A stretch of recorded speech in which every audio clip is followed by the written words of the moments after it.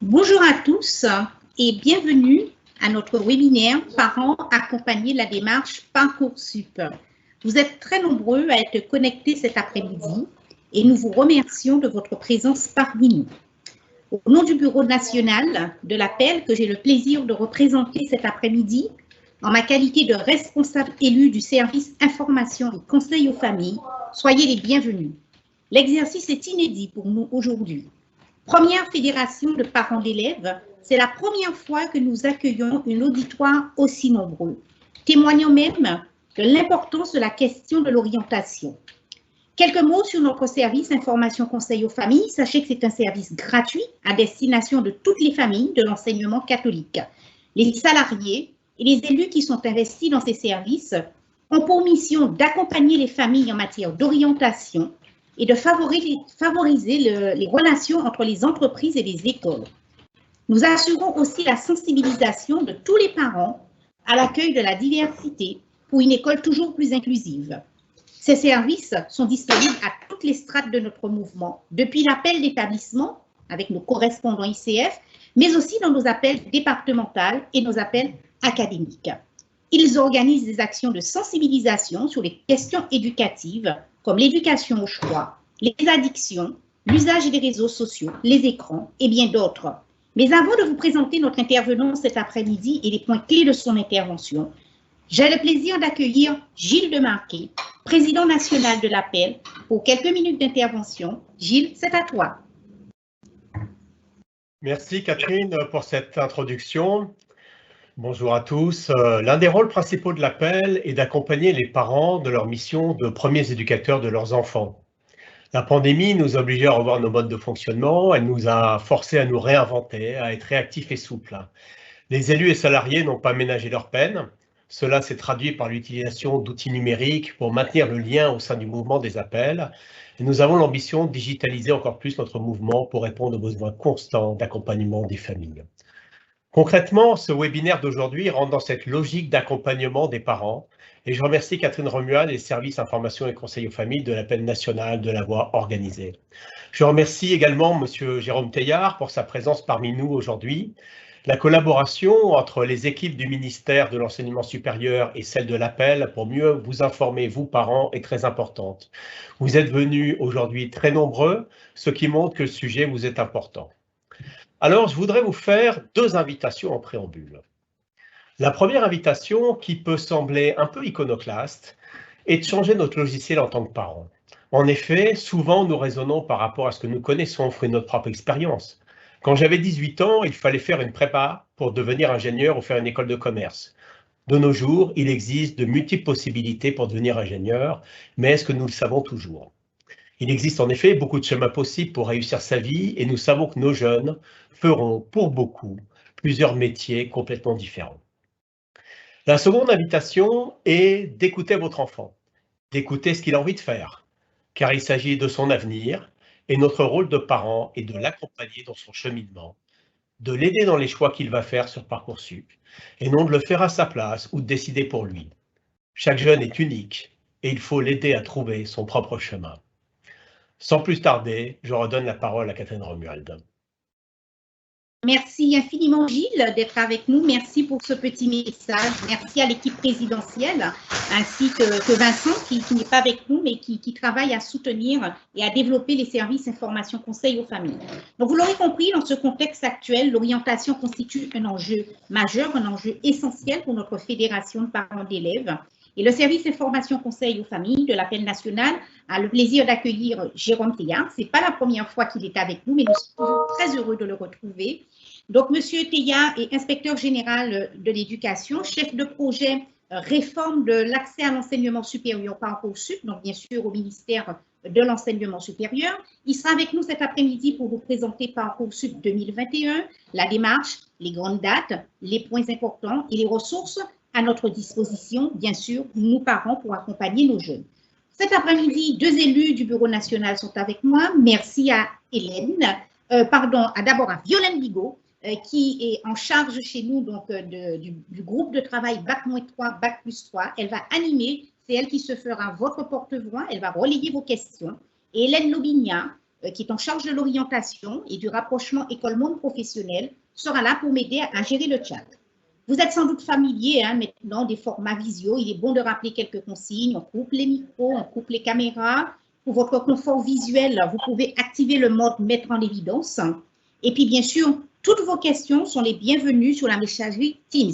Cependant, vu le nombre de participants connectés, il est bien possible que nous ne pourrions pas répondre à toutes les questions. Sachez que nous ferons le maximum. N'ayez pas d'inquiétude.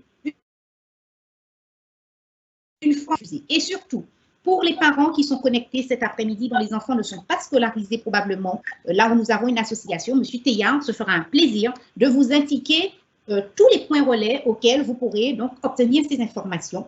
Et donc, il me reste maintenant à vous souhaiter un bon webinaire. M. Théard, c'est à vous. Merci beaucoup. D'abord pour cet élément d'introduction de toute l'équipe de l'appel avec qui j'ai beaucoup de plaisir à travailler. Et bonjour à toutes et tous.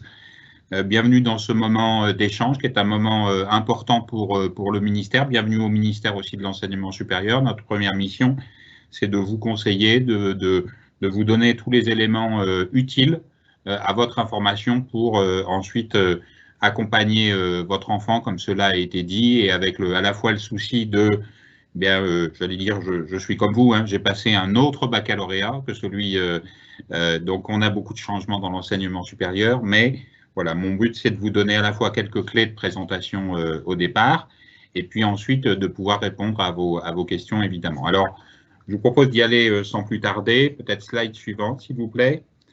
Quelques éléments d'abord sur les grands principes, finalement, qui sont ceux qui font Parcoursup et qui vont vous permettre de comprendre à la fois la logique de la procédure et en même temps son organisation.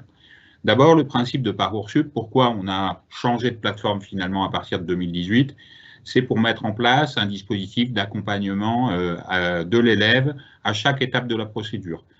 Cela a été dit juste auparavant, l'orientation est un enjeu clé, c'est un enjeu important dans le cadre d'une perspective de continuum, finalement, entre le début du lycée et puis le cycle licence à l'université ou dans l'enseignement supérieur.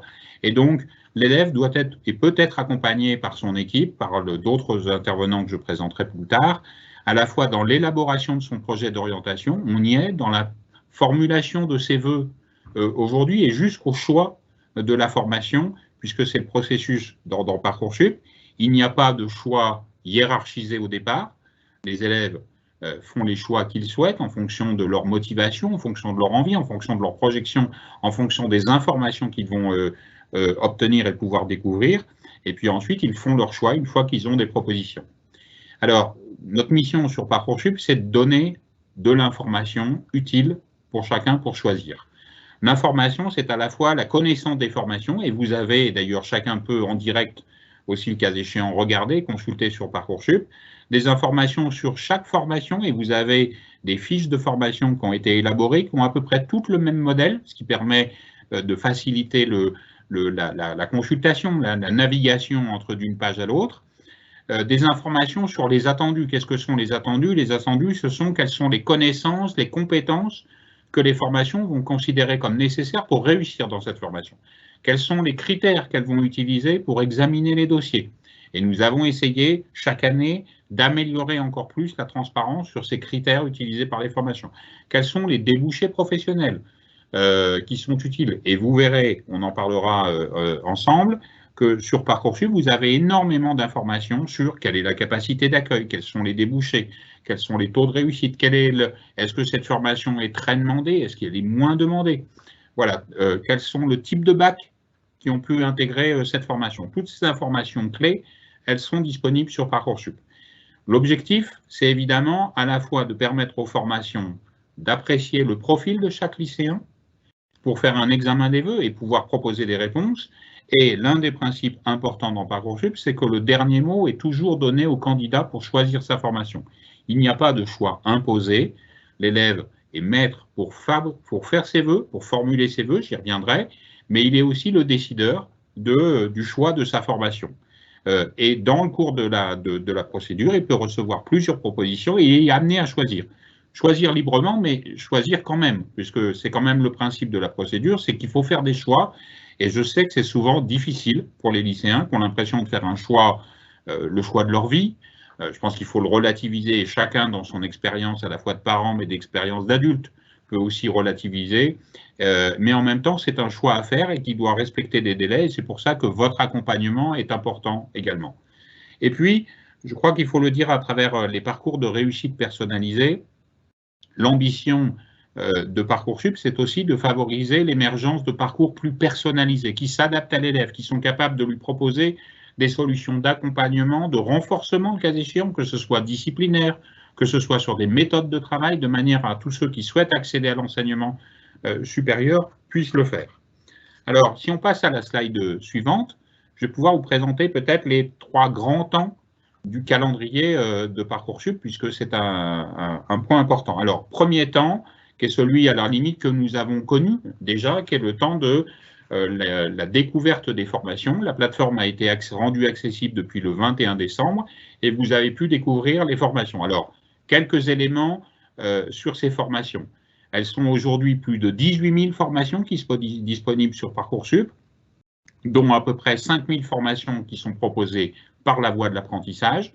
Ce sont des formations très diverses, ce sont des BTS, ce sont des classes préparatoires aux grandes écoles, que vous retrouvez d'ailleurs dans les lycées, puisque ce sont de l'enseignement supérieur dispensé en lycée.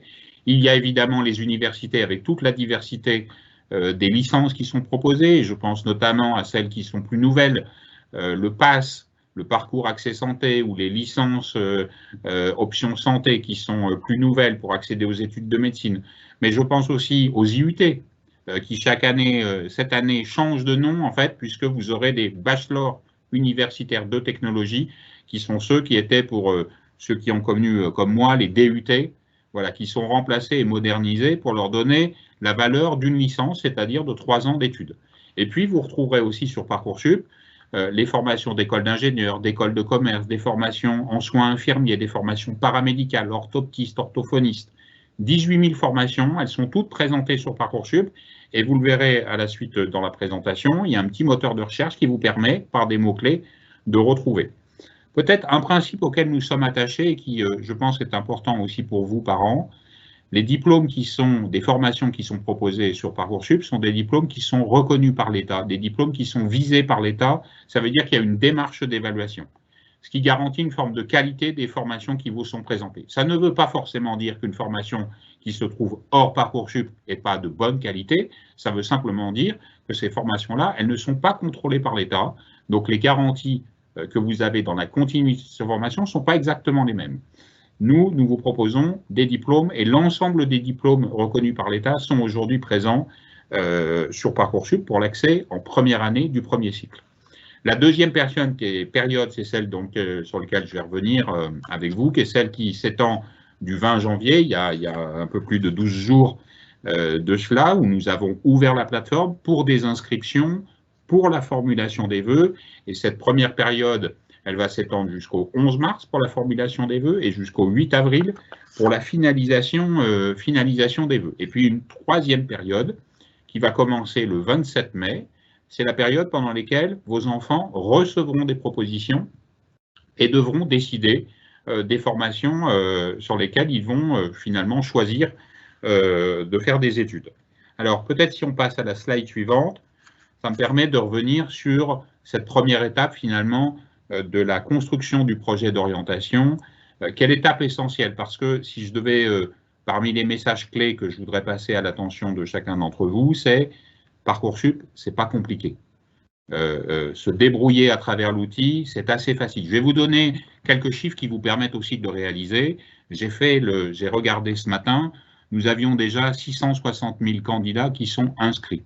Ça veut donc dire que la phase d'inscription sur Parcoursup, on veut y arriver. Nous avions déjà 2 millions de vœux qui sont formulés. Ça veut dire là aussi qu'il n'y a pas de complexité à formuler des vœux. Donc je pense que c'est un élément qui rassure. L'entrée dans Parcoursup, elle est simple.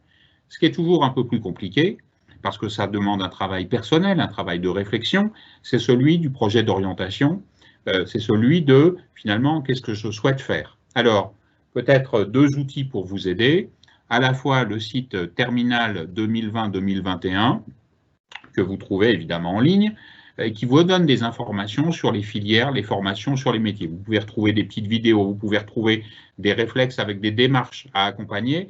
Et je pense qu'à tout moment dans cette phase qui s'étend du 20 janvier au 11 mars, ce site est intéressant pour les informations qu'on peut y trouver parce que finalement, le candidat qui est celui qui sera le plus à l'aise dans toute la procédure, c'est celui qui s'est informé.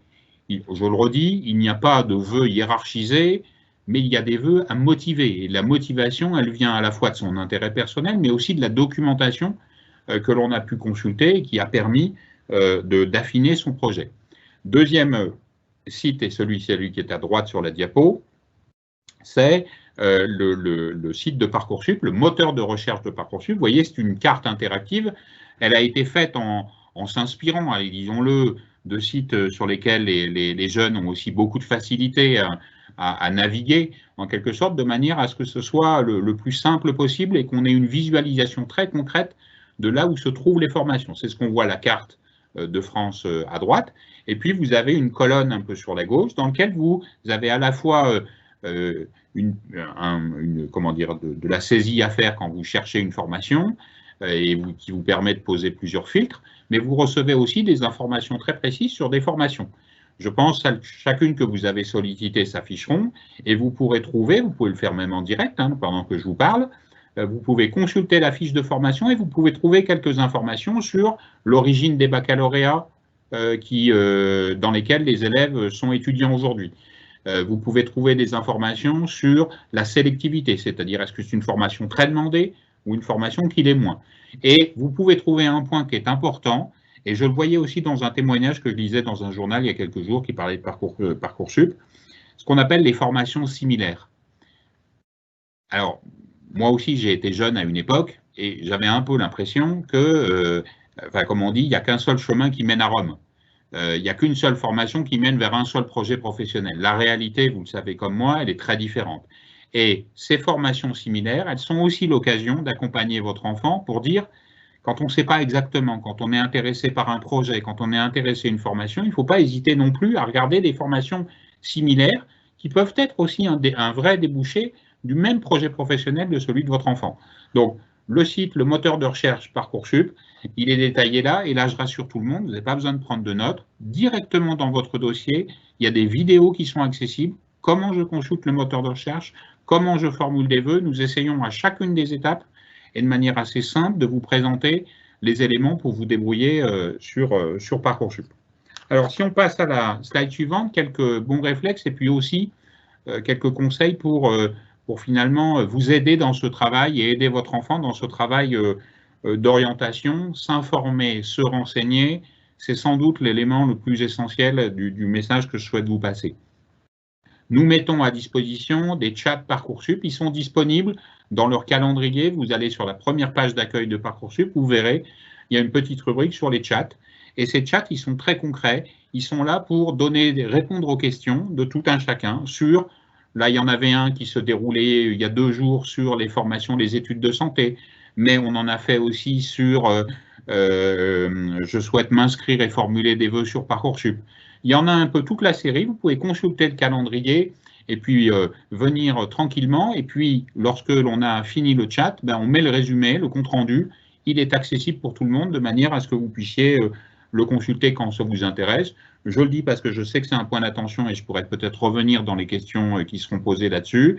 Il y a un chat le 12 février sur les élèves en situation de handicap, comment on les accompagne sur Parcoursup, qu'est-ce qu'on fait pour eux. Deuxième, dans la rubrique à droite, ce qui est important, ce n'est pas seulement de consulter un site, c'est aussi d'avoir des interactions.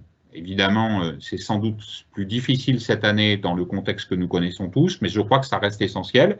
Et le premier lien qu'a votre enfant, que vous pouvez avoir, vous, c'est avec le professeur principal, évidemment, parce qu'il connaît votre enfant, il le suit depuis le début de sa scolarité en classe de terminale. Il y a aussi les psy-EN, et je crois que le travail que l'on peut faire en se renseignant sur les formations, en consultant les formations, il est intéressant d'interagir ensuite avec le prof principal. Moi, je peux vous dire que, évidemment, la situation de Covid, personne d'entre nous l'a choisie, elle nous pèse, évidemment, et elle est une contrainte. Mais je voudrais aussi vous rassurer, les professeurs principaux, Parcoursup, on en est à la 4e année. Il y a une grande stabilité de la procédure et je crois qu'ils ont acquis aussi des réflexes. Ils ont acquis le réflexe des questions qui sont posées. Ils ont appris le réflexe du conseil à vos enfants et je crois que ça, c'est une vraie valeur importante. Et en tout cas, je sais qu'il y a une très grande attention des professeurs principaux pour accompagner leurs élèves. Deuxième chose, échanger avec les formations, celles qui proposent finalement une formation pour votre enfant. Et sur les fiches de Parcoursup, vous pouvez à la fois retrouver le nom, enfin en tout cas un contact avec un responsable de formation, vous pouvez retrouver un contact avec des étudiants ambassadeurs. Qu'est-ce qu'on a souhaité faire à travers derrière ce mot? C'est permettre un contact et un échange direct entre des lycéens qui aspirent à des formations et des étudiants qui sont déjà dans ces formations et peuvent leur parler concrètement de ce que c'est la formation, à la fois dans son contenu, mais aussi ce qu'est la vie étudiante, parce que nous l'avons vécu sans doute beaucoup d'entre vous, le passage du lycée à la vie étudiante, c'est une transformation, plus d'autonomie à avoir, et puis un changement d'environnement auquel il faut s'habituer. Nous avons aussi, et je le consulte moi régulièrement, je vois des journées portes ouvertes, salons virtuels, conférences thématiques. Nous essayons, à travers les comptes sociaux de Parcoursup, de relayer le maximum d'informations pour que ça soit le maximum d'opportunités. Et puis, nous avons mis d'ailleurs là aussi sur la page de Parcoursup, elle est directement accessible, des services gratuits qui sont faits par des organismes qui aident à l'orientation et qui proposent des solutions qui ont été validées par l'État.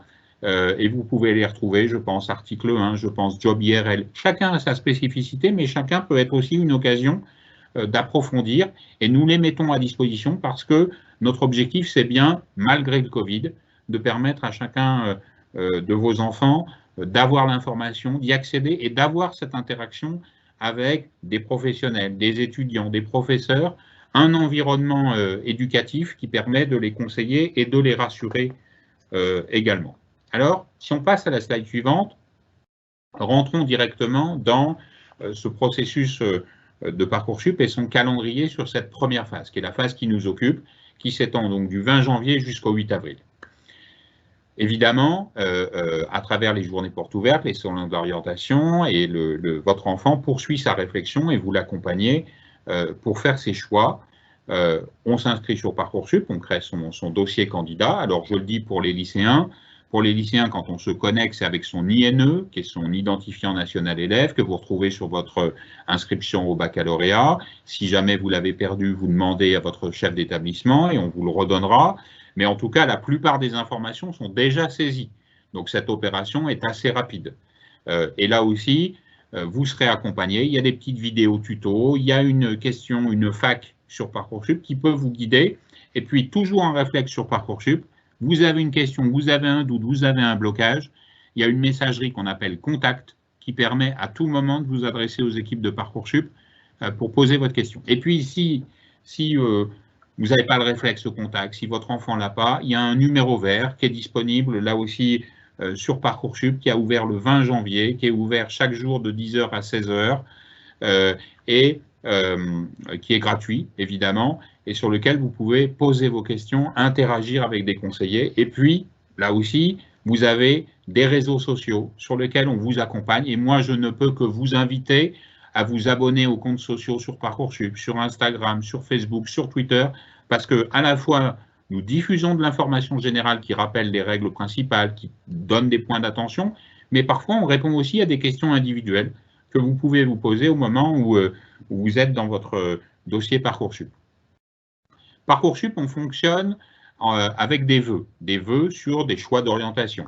Jusqu'à 10 vœux pour des formations sous statut étudiant, et on peut faire 10 vœux supplémentaires sur des formations en apprentissage. Je l'ai dit tout à l'heure, les formations en apprentissage, c'est près de 5000 qui sont disponibles sur Parcoursup. Alors là, tout de suite, je viens balayer plutôt une rumeur. On n'a pas besoin de faire ses vœux le premier jour, on n'a pas plus de garantie en faisant ses vœux les premiers jours d'être celui qui va être le premier pris dans la formation. Vous avez jusqu'au 11 mars pour formuler des vœux. Il faut profiter de ce temps-là pour le faire sereinement, pour le faire tranquillement et ne jamais hésiter à poser des questions et à prendre le temps de se renseigner sur les formations. Évidemment, jeudi 11 mars, 23h59, c'est la fin de la formulation des vœux. Le 12 mars, on ne fait plus de vœux. Voilà, c'est une règle assez simple. Et puis, vous avez une deuxième date, qui est la date du 8 avril, qui est celle sur laquelle, finalement, vous allez finaliser votre dossier. On y reviendra après dans la slide suivante sur les informations que votre enfant va devoir renseigner sans doute avec vous. Alors, un petit point d'attention directement pour les parents. Au moment où votre enfant fait son inscription sur Parcoursup et son dossier, vous avez la possibilité en tant que parent de renseigner vos coordonnées de mail, de portable. Je voudrais insister sur ce point-là parce que c'est particulièrement important et je vais vous dire pourquoi. Sur Parcoursup, on communique beaucoup avec les candidats. On leur envoie des messages, on leur envoie des SMS. Je vais vous donner des chiffres, c'est astronomique. C'est 35 millions de mails que nous envoyons chaque année, c'est 6,5 millions de SMS que nous adressons dans cette interaction avec les candidats. Si vous renseignez les données dans Parcoursup, le message et le SMS d'alerte que recevra votre enfant, vous recevrez strictement le même. Et c'est très important dans la procédure quand, par exemple, je vous donne un cas très concret, juste avant le 11 mars, je vais envoyer un message aux candidats inscrits qui n'ont pas encore fait leurs vœux en disant « Attention, il vous reste 24 heures pour formuler vos vœux. Si vous vous êtes inscrit, vous recevrez ce même message. » Et je pense que, parce que Parcoursup, c'est aussi une aventure familiale. Ce n'est pas que votre enfant, vous êtes là pour l'accompagner, on l'a dit tout à l'heure. Et je crois que d'avoir ce réflexe-là, de partager les délais, le calendrier, c'est important. Dans cette phase-là de février-mars, votre enfant, finalement, votre lycée, son lycée, devra remplir ce qu'on appelle une fiche à venir, j'y reviendrai un petit peu après, mais va renseigner aussi les notes de votre enfant sur son premier et deuxième trimestre et faire remonter automatiquement sur Parcoursup. Et puis, au mois, en avril-mai, chaque formation recevra les informations sur chaque candidat et les vœux qu'ils ont formulés, de manière à ce que on puisse ensuite proposer des réponses à partir du 27 mai.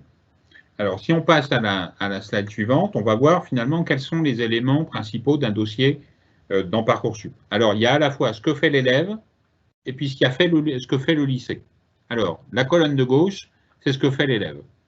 Première chose importante, je l'ai dit, il n'y a pas de vœux hiérarchisés sur Parcoursup. Par contre, il y a des vœux motivés.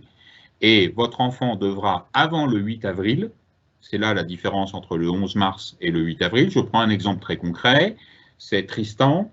Tristan décide de faire un vœu sur une licence de droit à l'université de Cergy.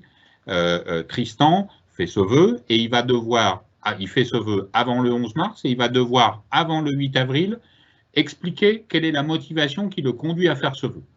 Ce travail est important pour 3 raisons. 1, je pense que le retour à l'écrit, alors c'est 1500 caractères, hein, ça fait 2 gros paragraphes, pas plus que ça. Mais à travers ce retour à l'écrit, c'est aussi l'occasion pour votre enfant de se réinterroger si c'est vraiment la bonne formation qui l'intéresse. Et je crois que ce travail-là, il est essentiel et ce travail peut être accompagné par les professeurs. On peut très bien interroger ses parents, on peut interroger ses professeurs. L'objectif du projet de formation motivée, ce n'est pas de faire une dissertation sur la formation, c'est d'exprimer ce que l'on souhaite, l'envie, la motivation qui finalement vous a conduit à faire ce vœu. Et là aussi, vous pouvez trouver dans le dossier Parcoursup des petites fiches d'information. De la même manière, nous avons fait des fiches d'information pour les professeurs de manière à ce qu'ils puissent accompagner les élèves. Alors, des pièces complémentaires demandées par certaines formations. Ce n'est pas le cas de toutes les formations, mais ça peut arriver. Je vais vous donner par exemple un exemple. Vous souhaitez vous inscrire dans une formation de STAPS. Eh bien, dans les STAPS, vous avez un questionnaire à remplir directement dans le dossier Parcoursup. Vous voulez faire une licence de droit, c'est le cas de Tristan tel qu'on l'avait évoqué. Eh bien, il y a un questionnaire là aussi à faire qui vient tester en quelque sorte votre motivation. Vous souhaitez faire un DNMAD, vous savez, les diplômes nationaux des métiers d'art et du design qui sont proposés dans les lycées. Là, vous avez une création à faire de manière à répondre aux attentes de la formation. Voilà ce qu'on appelle les pièces complémentaires. Et puis, j'insiste sur une rubrique qui s'appelle « Activités centre d'intérêt ». Ça n'est une rubrique qui n'est pas obligatoire, mais simplement qui est une rubrique dans laquelle l'élève peut aussi valoriser des connaissances, des compétences qui ne sont pas nécessairement scolaires, mais qui sont des compétences qu'il a acquises. Ça peut être une langue familiale, par exemple, qui a été acquise dans le cœur de la famille, mais qui n'est pas enseignée au lycée, mais que l'élève a apprise. par son cercle familial. Ça peut être aussi un engagement associatif, un engagement même dans son lycée. Je suis délégué de classe, je suis éco-délégué, je suis un élève qui s'engage au service des autres. Voilà, vous pouvez aussi le valoriser. Vous avez une activité sportive extrascolaire à travers l'UNSS, voilà des occasions de le renseigner. Et puis, votre lycée, lui, renseignera une fiche à venir. La fiche à venir, qu'est-ce que c'est? Ça sera le récapitulatif des appréciations, des notes, des moyennes de ces bulletins de premier et deuxième trimestre, avec les appréciations des professeurs. Ce sera une appréciation du professeur principal sur sa capacité de travail, ses méthodes de travail, sur son engagement. Et puis, ce sera un avis motivé, exprimé par le proviseur à l'issue du conseil de classe, sur la capacité de tel élève à remplir, à réussir dans le vœu qu'il a exprimé. Je crois que c'est pourquoi on a fait cette fiche à venir, parce que les formations du supérieur nous disaient, mais nous, on aimerait bien avoir l'avis aussi des professeurs et du proviseur du lycée, parce que ce sont eux aussi qui connaissent l'élève. Voilà le sens de cette fiche à venir. Là aussi, je donne une information. Cette fiche à venir, chaque élève pourra la consulter à partir du 27 mai directement, donc il n'y a rien de caché. Elle sera complètement disponible.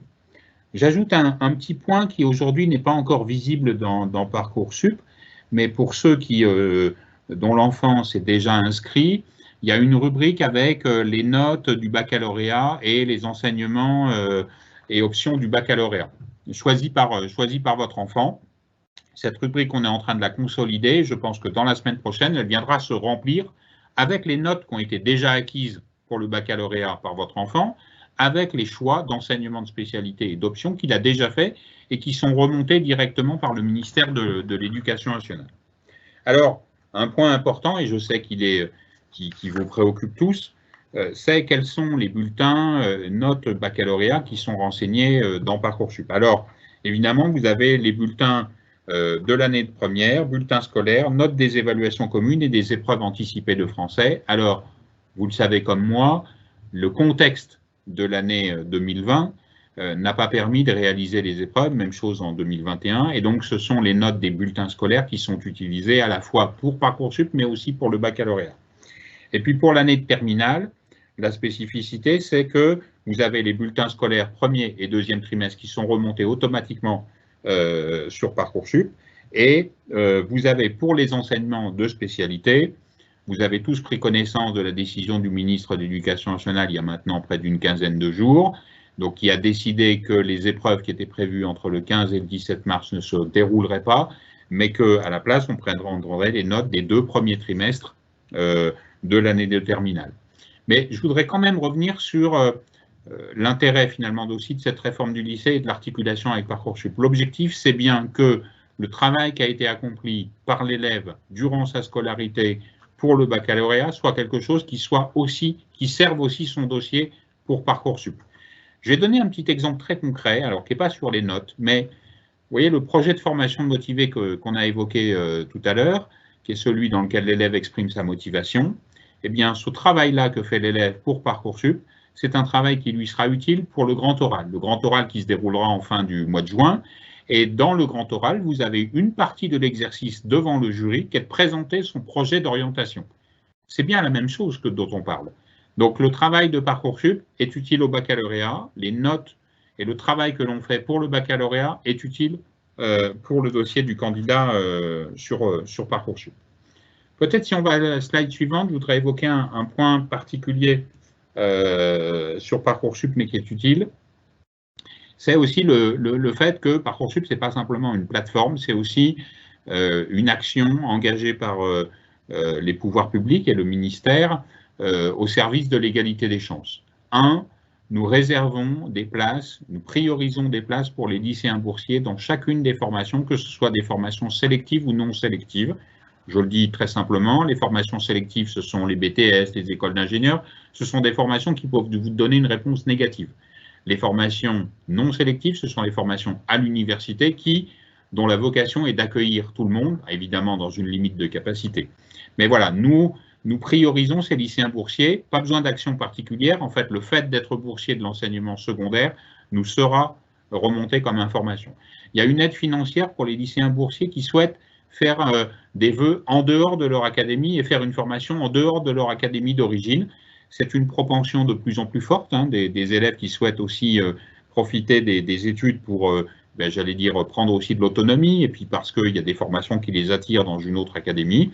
Il y a une aide financière de 500 € d'aide à cette mobilité. Et puis, nous avons pour les bacheliers professionnels, pour les bacheliers technologiques, également des places priorisées. Alors, pour les bacheliers professionnels, ce sont dans les BTS. Pour les bacheliers technologiques, ce sont dans les BUT, les bachelors universitaires technologiques qui sont localisés dans les IUT. Quel est l'objectif et finalement, quelle est notre finalité?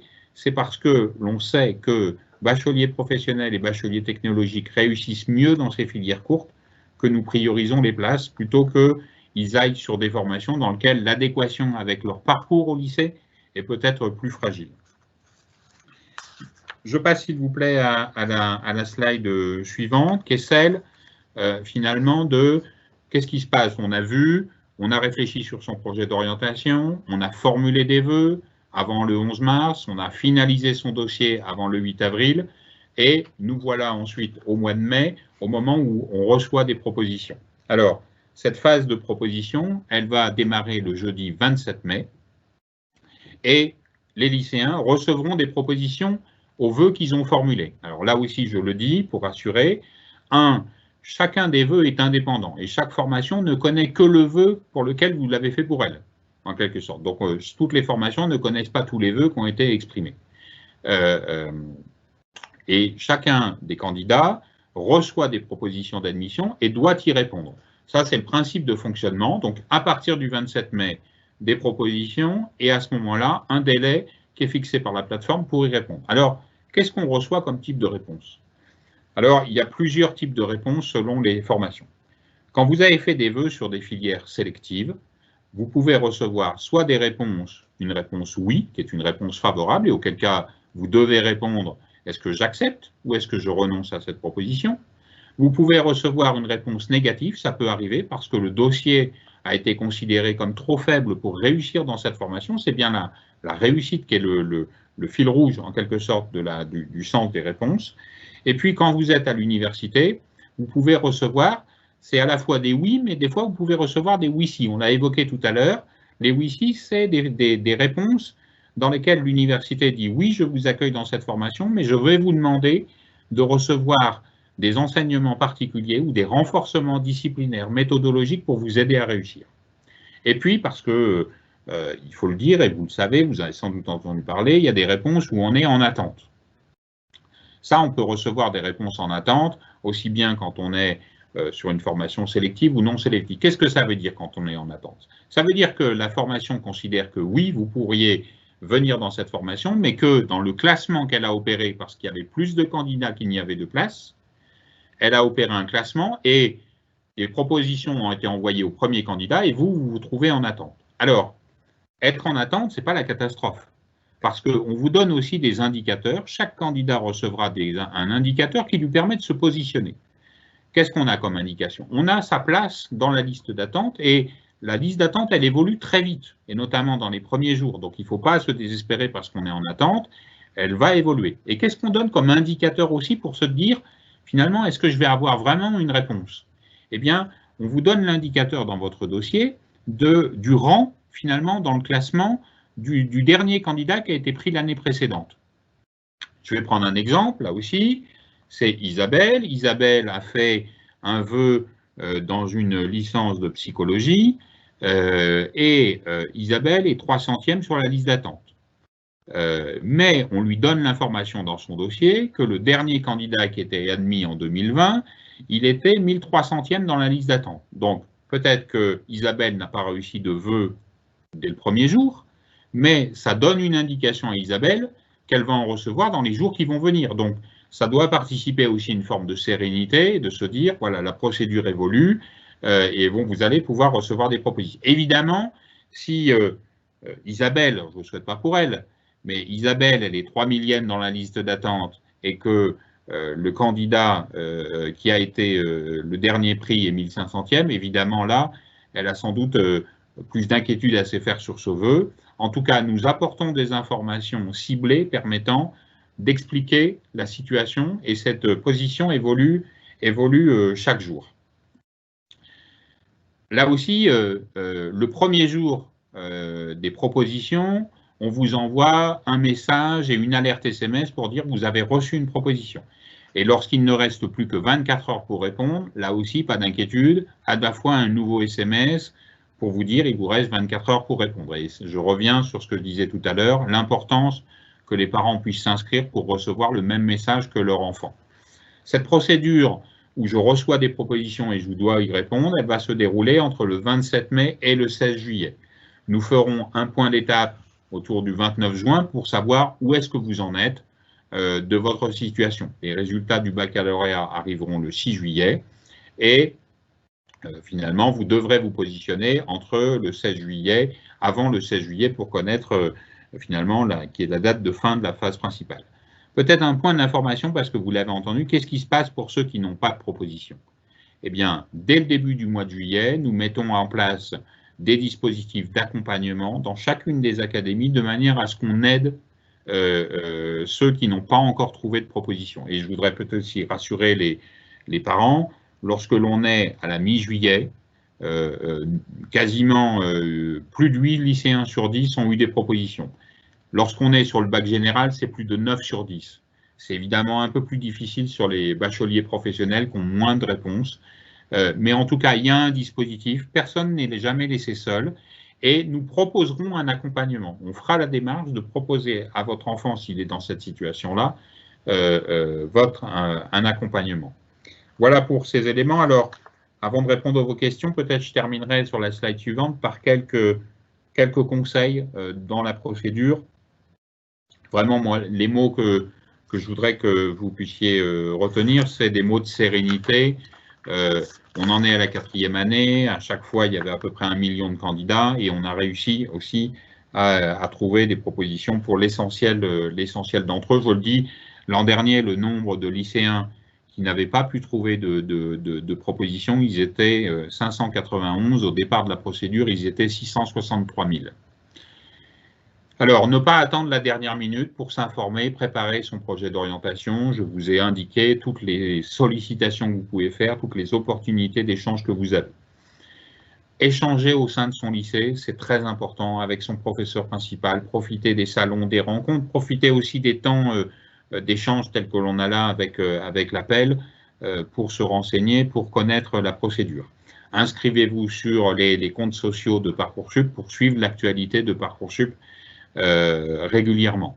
Préparez les éléments pour vous inscrire et renseigner les coordonnées des représentants légaux, je l'ai dit tout à l'heure, et puis aborder cette phase d'admission avec sérénité parce que, nous travaillons tous pour faire des propositions au maximum à vos enfants, et finalement, ce qui compte, vous voyez bien le lien entre j'ai défini un vrai projet d'orientation, au moment où je reçois une proposition, je n'ai pas d'hésitation, je sais ce que je veux faire. Il y a évidemment une différence très forte entre ceux qui reçoivent plusieurs propositions, qui doivent choisir, entre ceux qui n'en reçoivent pas. Mais notre objectif, c'est d'aider chacun. Chacun peut être aidé, aider à choisir, aider lorsqu'on n'a pas de proposition. C'est l'ambition que l'on a et le travail que l'on accomplit tout au long de l'année et tout au long de la procédure pour essayer d'accompagner. Voilà, j'ai essayé d'être synthétique et en même temps de présenter l'essentiel et Madame Bigot va m'aider à répondre à vos questionnements que j'imagine déjà nombreux. Alors, oui, en effet, il y a beaucoup de questions, bien évidemment. Nous sommes très nombreux ce soir, donc on va essayer de faire la part des choses. On va commencer déjà simplement pour nous repréciser, Monsieur Teilhard, sur l'anonymisation de l'établissement d'origine. Je crois que c'est important. Alors, il y a des éléments qui sont anonymisés dans Parcoursup et des éléments qui sont encore disponibles. Qu'est-ce qui est anonymisé dans la procédure? C'est l'âge, c'est le nom, le prénom, et puis c'est le lieu du domicile, là où vous habitez. Il y a quelques exceptions que je vais vous donner pour que vous les compreniez bien.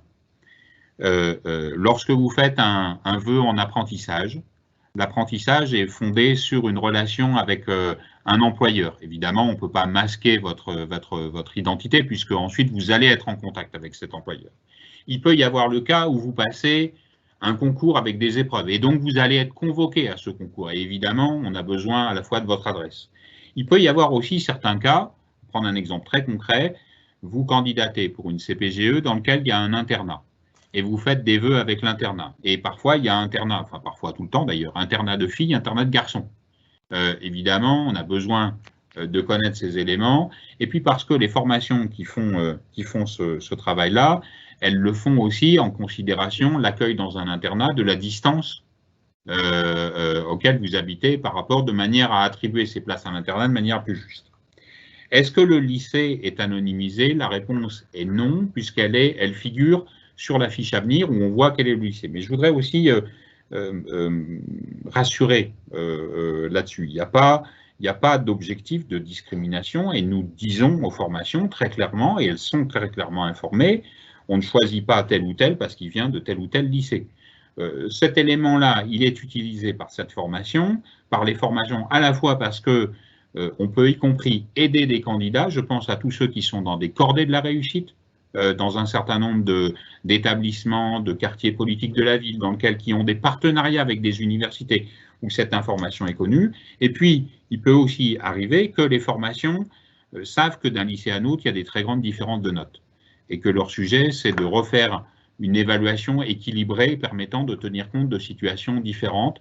Je sais que c'est un point qui, à la fois, peut angoisser, mais moi, je voudrais redire, quand je regarde aujourd'hui les formations qui sont sur Parcoursup, qu'est-ce qu'on constate? On constate que depuis plusieurs années, depuis 3 ans en tout cas, la mobilité a été très forte entre toutes les académies, et y compris lorsqu'on est à Créteil. C'est pas parce qu'on est à Créteil qu'on ne peut pas accéder à une formation qui se déroule à Paris.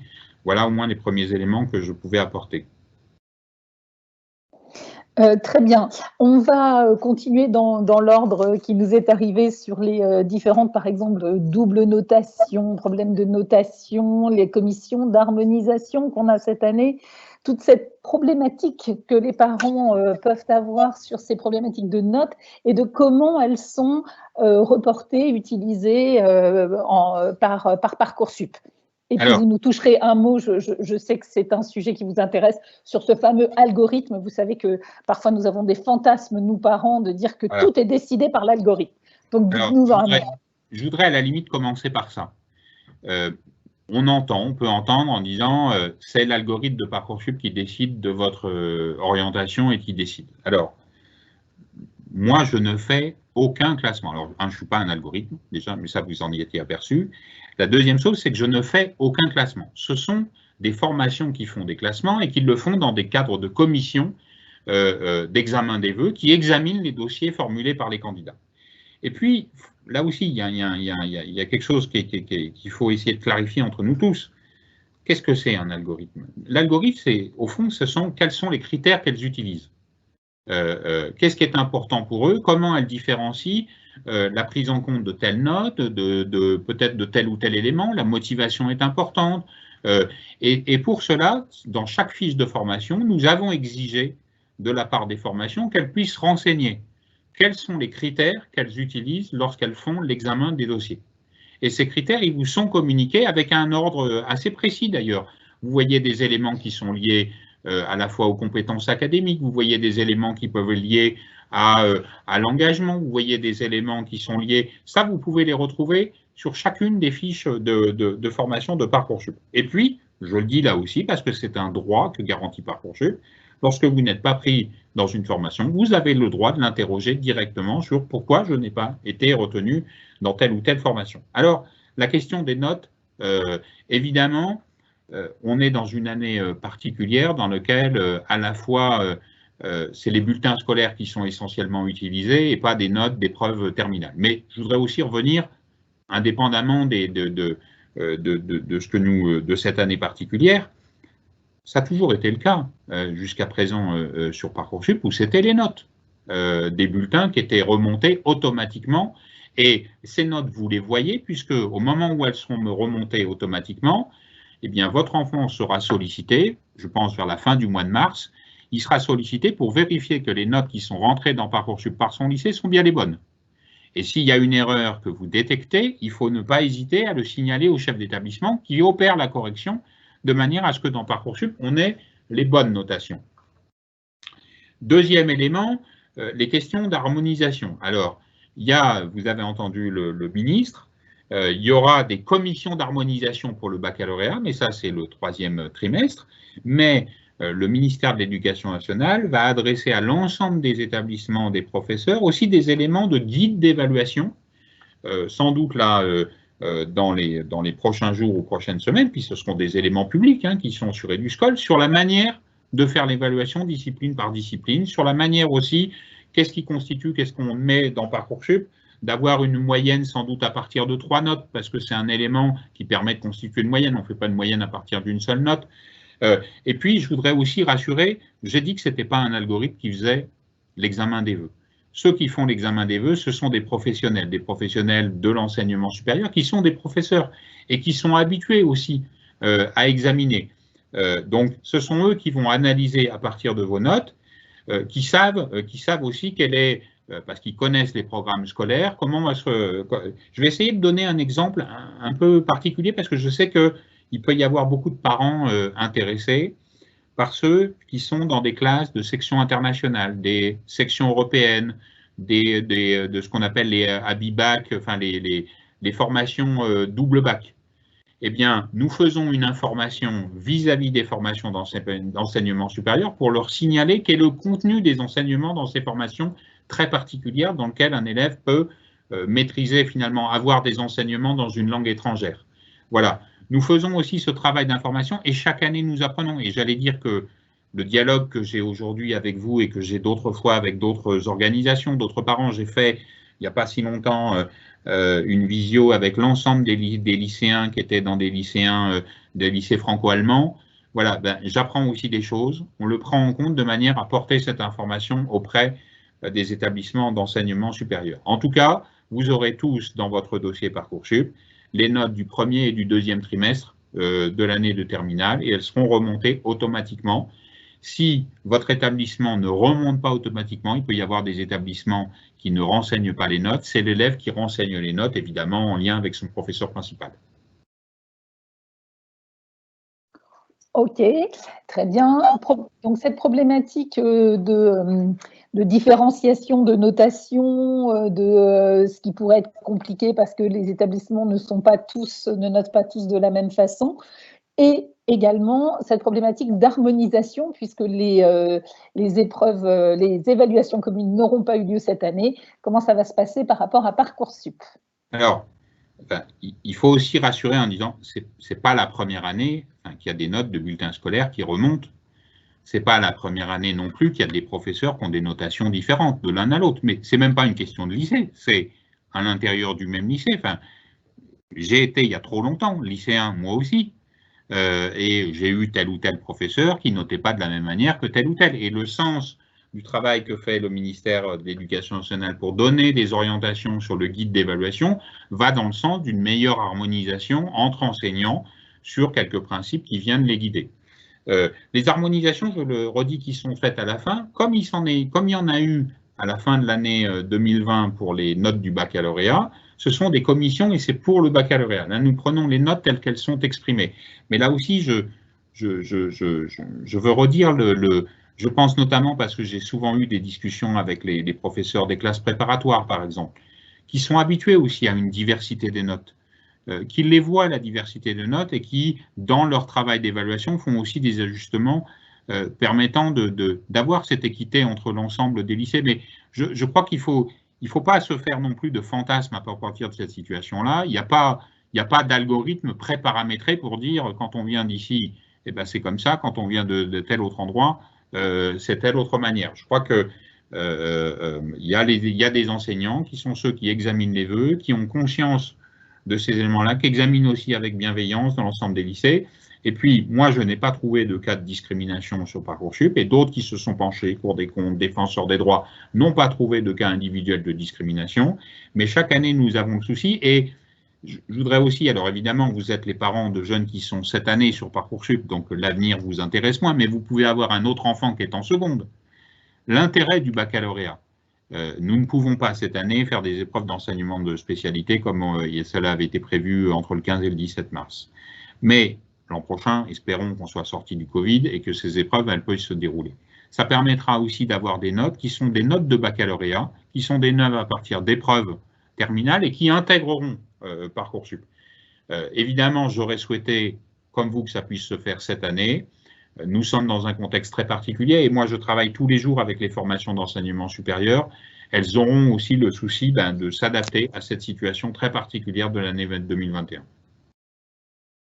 Super. Je continue sur les choix de spécialité, sur surtout la cohérence entre les choix de première et finalement ce qu'ils vont faire dans l'enseignement supérieur. Peut-être un petit mot aussi sur la charte du supérieur pour repositionner les parents par rapport… En fait, la crainte du parent, c'est de dire « Mon Dieu, j'ai pas pris maths physique, il ne pourra jamais faire une classe prépa ». C'est un exemple, bien évidemment. Bien sûr. C'est important ce sujet parce que on est bien dans une réforme et je crois que l'articulation, vous avez dit -3 + 3. Je n'ai pas commencé par dire +3 -3. Et si on le dit dans ce sens-là, c'est bien parce que c'est l'élève qui choisit, qui fait ses choix. L'élève qui fait ses choix d'enseignement de spécialité et qui se projette dans l'enseignement supérieur. Ce que l'on a souhaité poser comme principe, c'est bien évidemment que ce n'est pas le supérieur qui dit à l'élève, vous devez choisir ça, ça et ça, et autrement, point de salut. Ce n'est pas la démarche que nous avons engagée. Et nous avons souhaité cette année le rendre visible sur Parcoursup. Quand vous allez sur une fiche de formation, je pense quasiment en 99% des formations, vous pouvez y aller même en direct là pendant que je vous parle pour le vérifier, vous avez une rubrique qui s'appelle Information aux lycéens, bac 2021. Et dans cette rubrique-là, nous avons demandé aux formations, et nous avons travaillé avec elles, de manière à ce qu'elles puissent donner des éléments indicatifs pour les élèves sur quels sont les parcours recommandés pour bien réussir dans cette formation. Quand je dis que c'est indicatif, ça veut dire que ce n'est pas exclusif. Chaque année, et je le sais bien, il y a des élèves qui ont fait des choix puis qui d'un coup changent d'avis du tout au tout. Ça arrivait déjà sans le nouveau baccalauréat, ça arrivera avec le nouveau baccalauréat parce que c'est aussi un âge dans lequel on change, on évolue et on a le droit de changer d'avis. Ce qui compte, c'est aussi le niveau. Je ne voudrais pas non plus qu'on laisse croire, parce que je pense que c'est important de le rappeler, ce n'est pas que les choix d'enseignement de spécialité. Quand on a fait « Ah j'ai choisi les bons enseignements de spécialité, mais en fait j'ai une moyenne qui n'est pas tout terrible ». Le niveau, il compte aussi, et vous le voyez dans les critères qu'utilisent les formations, il y a bien aussi le niveau, l'implication dans le travail qui est important. Je vais essayer de donner aussi des exemples pour montrer que dans ces formations, nous avons aussi des choix qui sont volontaristes. Si vous allez, j'imagine que certains d'entre vous l'ont fait, sur les formations dans ce qu'on appelle PASS, le parcours Accès Santé, qui est très demandé pour aller dans ceux qui se destinent à des carrières médicales. Eh bien, dans les formations de PASS, vous verrez, il n'y a pas le choix de l'enseignement de spécialité mathématiques comme obligatoire. C'est un choix volontariste qui a été fait parce que pendant des années, et je pense que vous l'avez toujours entendu, il fallait faire uniquement le bac S. Sous-entendu, il fallait faire des mathématiques et donc c'était la seule voie d'accès aux études de médecine. Ça n'est pas le cas parce que nous avons besoin de médecins très différents, adaptés à divers types de situations d'activité professionnelle et donc nous faisons ce choix. De la même manière, sur les licences scientifiques, des classes préparatoires aux grandes écoles scientifiques, nous avons aussi fait le choix volontariste de dire, quand on a fait par exemple maths complémentaires, ça peut être aussi un choix qui a été fait. Peut-être que dans des très grandes classes préparatoires, ça ne sera pas suffisant, mais dans beaucoup de classes préparatoires, ça sera suffisant et c'est aussi la réalité. Et puis je le dis un point parce que y a un enjeu qui nous intéresse tous et qui nous concerne tous, les questions d'égalité filles-garçons. Quand vous regardez les choix d'enseignement de spécialité qui ont été faits, vous vous apercevez qu'en gros, quand on fait le choix mathématiques, physique, chimie, 65% de garçons, à peu près 30% de filles. Quand vous faites mathématiques, SVT, vous êtes dans un rapport inverse, quasiment. Et ça, les formations d'enseignement supérieur, nous avons travaillé avec elles pour qu'elles soient bien conscientes de ces réalités. Et sur les filières scientifiques, parce que c'est souvent là-dessus qu'on a ces remarques-là, il y a un intérêt de toutes les formations à élargir leur vivier. parce que je crois que c'est un enjeu national. Et puis, vous trouverez des formations sur Parcoursup, j'insiste aussi là-dessus, dans lesquelles les formations vous disent explicitement, nous accueillons tous les profils. Si vous allez sur les fiches de formation des recrutements de sciences politiques, les IEP, ils sont 10 sur Parcoursup, vous verrez qu'ils accueillent tous les profils. Si vous allez sur les formations du concours Sésame, qui est un concours pour accéder à des écoles de commerce, vous verrez, nous accueillons tous les profils de candidats. Donc, on a eu ce souci qui est à la fois le souci d'informer les candidats, de leur dire quels sont les enseignements qui sont recommandés parce que c'est ceux qui vous aident le plus à réussir dans ces formations, mais sans être exclusif et sans autoriser les formations à exiger une doublette unique. Voilà. Il n'y a pas cette exigence sur Parcoursup. Super, on continue. Une petite précision là, un peu plus technique sur les lettres de motivation, sur les centres d'intérêt. Est-ce que du coup, on fait une lettre de motivation pour chaque filière, chaque vœu, ou est-ce qu'on peut mettre tous ces centres d'intérêt de façon énumérée? Comment on fait pour valoriser un petit peu tout? C'est différent de l'un à l'autre, c'est-à-dire le projet de formation motivé, la lettre de motivation, si vous voulez, elle est faite vœu par vœu. Évidemment, vous faites une licence d'histoire et puis à côté une licence de psychologie, c'est compliqué d'exprimer que c'est la même motivation. Sur ce qui concerne la rubrique activité et centre d'intérêt, là c'est plutôt global. C'est au niveau de votre dossier candidat dans lequel vous dites, vous n'avez pas besoin de redire 10 fois si vous faites 10 vœux, le fait que vous avez des activités artistiques, que vous avez fait des séjours à l'international, je ne sais pas, enfin chacun a son histoire vécue. Ce qui est important, peut-être moi je dirais deux choses, alors, 3. La première, c'est qu'au moment où vous aurez à remplir ces rubriques, vous avez à l'intérieur de votre dossier Parcoursup un lien vers une vidéo qui vous dit ce que c'est. Vous avez un lien vers une fiche d'information pour vous redire ce que c'est. Ce n'est pas un exercice académique, hein, ce n'est pas noté, c'est un exercice de réflexion personnelle sur l'activité. Et puis, activité centre d'intérêt, ben, c'est différent, ce n'est pas chaque vœu, c'est collectif. Et là aussi, vous pouvez le faire dès maintenant. Je redis, parce que toujours ce point d'attention, pour ces deux éléments-là, c'est jusqu'au 8 avril, la date pour le faire. Donc, il y a un petit peu de temps. Et essayez d'éviter de le faire au dernier moment, parce que ça fait vraiment exercice imposé quand on le fait le 8 avril au soir, quoi. Ok, super. On continue maintenant sur les vœux et les sous-vœux. Est-ce que vous pouvez bien nous préciser? Alors, comment on fait, qu'est-ce qui compte pour un vœu? Quelles sont les formations qui comptent pour un vœu?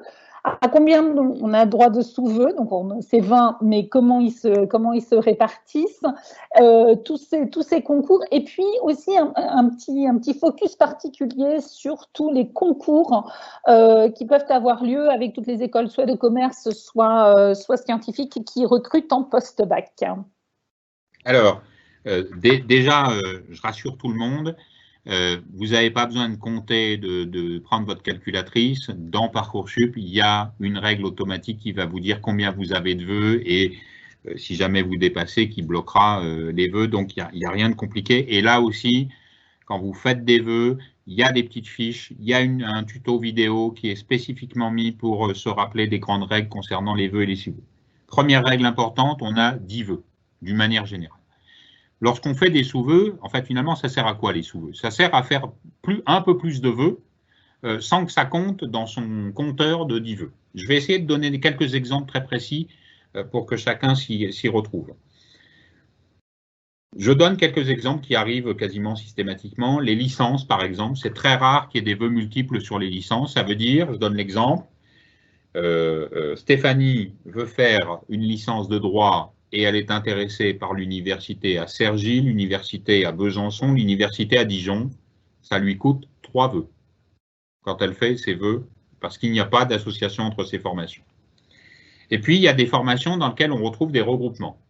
Je vais prendre un exemple, enfin 2 exemples, sur les bachelors universitaires technologie, sur les BTS, sur les classes préparatoires.